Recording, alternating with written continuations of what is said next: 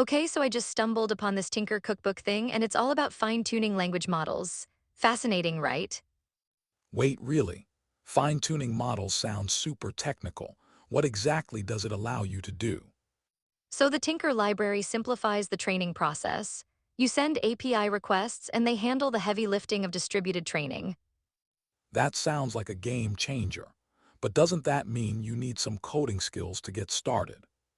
Totally, you have to install their Python client and set up an API key, but that's pretty standard, right? Yeah, I guess most developers would be familiar with that. Still, how accessible is this for beginners? Good question. The Tinker Cookbook offers examples to guide users. It's like having a recipe book for fine-tuning models. Ah, so it's not just technical jargon. There are concrete examples to follow, which makes it more relatable.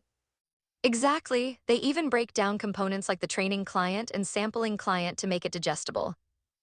That's nice. But are these examples really practical, or are they just theoretical? That's a valid point. They have examples for supervised learning and reinforcement learning, so it seems practical.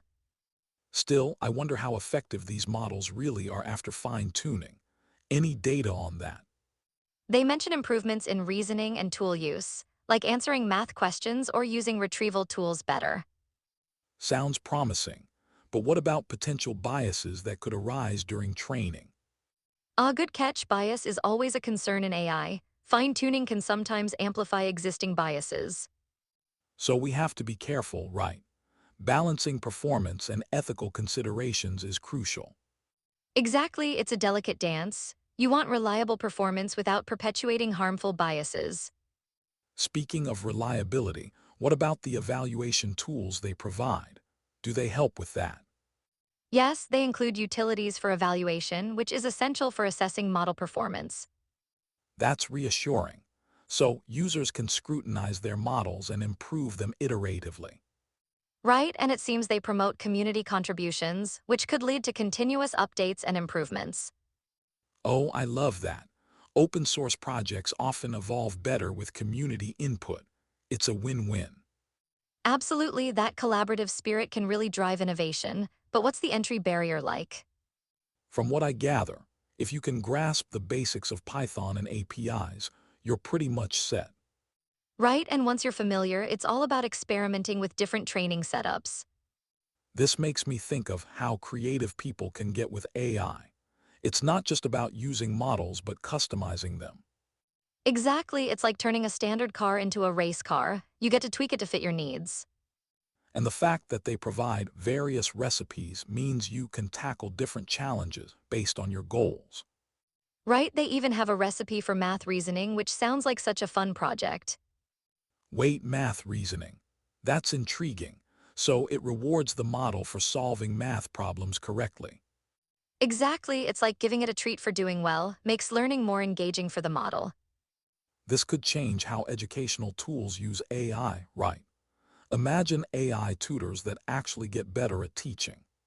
Totally, but we should also think about the risks. What if these models start reinforcing incorrect methods?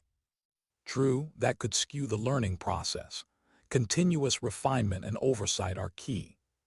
Exactly, transforming these models has great potential, but ethical frameworks need to keep pace. So in conclusion, Tinker seems to be a powerful tool, but we have to tread carefully. Definitely, it's all about harnessing the power of AI responsibly while pushing boundaries. I love where this conversation went.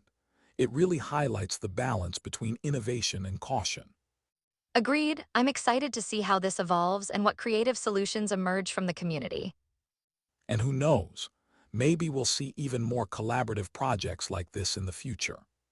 That's the beauty of open source. It creates endless opportunities for innovation and learning. Exactly. So I'll definitely keep an eye on Tinker and the projects that come from it. Same here, it's a thrilling time for AI development, and this is just the tip of the iceberg.